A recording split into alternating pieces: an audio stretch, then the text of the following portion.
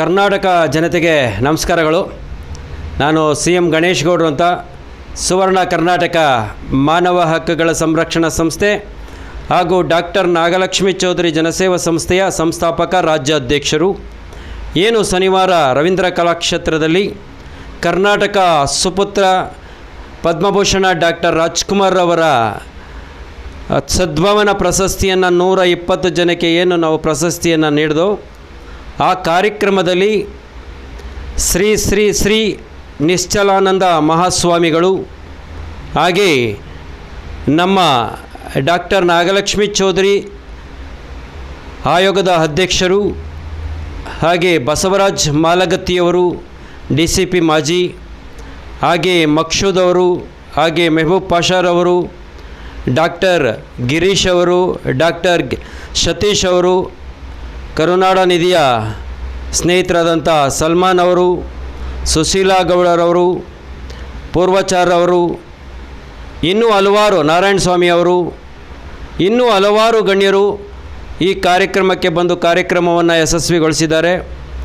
ಎಲ್ಲರಿಗೂ, ಹಾಗೆ ನನ್ನ ಪ್ರೀತಿಯ ಖ್ಯಾತ ಗಾಯಕರಾದಂಥ ಶಶಿಧರ್ ಕೋಟೆಯವರು, ಇನ್ನೂ ಹಲವಾರು ಮುಖ್ಯ ಅತಿಥಿಗಳು ಬಂದು ಈ ಕಾರ್ಯಕ್ರಮವನ್ನು ಯಶಸ್ವಿಗೊಳಿಸಿದ್ದಾರೆ. ಅವರಿಗೆ ನನ್ನ ಕಡೆಯಿಂದ ಧನ್ಯವಾದಗಳನ್ನು ಹೇಳ್ತಾ ಇದ್ದೇನೆ.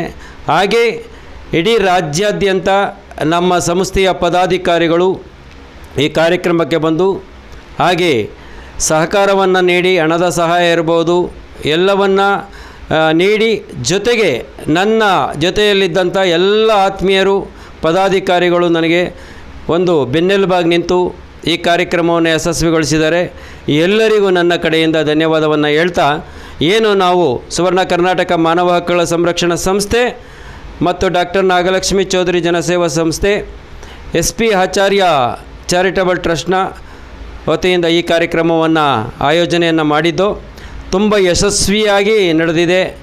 ಏನು ನಮ್ಮ ಸಂಸ್ಥೆ ಅಡಿಯಲ್ಲಿ ಒಂದು 205 ಜನಕ್ಕೆ ಸನ್ಮಾನ ಕೂಡ ಇತ್ತು. ಹಾಗೆ SSLC ಮತ್ತು PUC ಮಕ್ಕಳಿಗೆ ಸನ್ಮಾನ ಮತ್ತು ಸರ್ಟಿಫಿಕೇಟ್ ವಿತರಣೆ ಇತ್ತು. ಹಾಗೆ ಸಂಸ್ಥೆಯ ID ಕಾರ್ಡ್ ಹಾಗೂ ಆದೇಶ ಪತ್ರವನ್ನು ನೀಡಿ ಗೌರವಿಸಲಾಯಿತು. ಹಾಗೆ ಕೆಲವು ಮಕ್ಕಳು ನೃತ್ಯವನ್ನು ಮಾಡಿದ್ದಾರೆ, ಅವರು ತುಂಬ ಅದ್ಭುತವಾಗಿ ಮಾಡಿದ್ದಾರೆ. ಅವ್ರಿಗೂ ಕೂಡ ನನ್ನ ಕಡೆಯಿಂದ ಧನ್ಯವಾದವನ್ನು ಹೇಳ್ತಾ ಇದ್ದೇನೆ.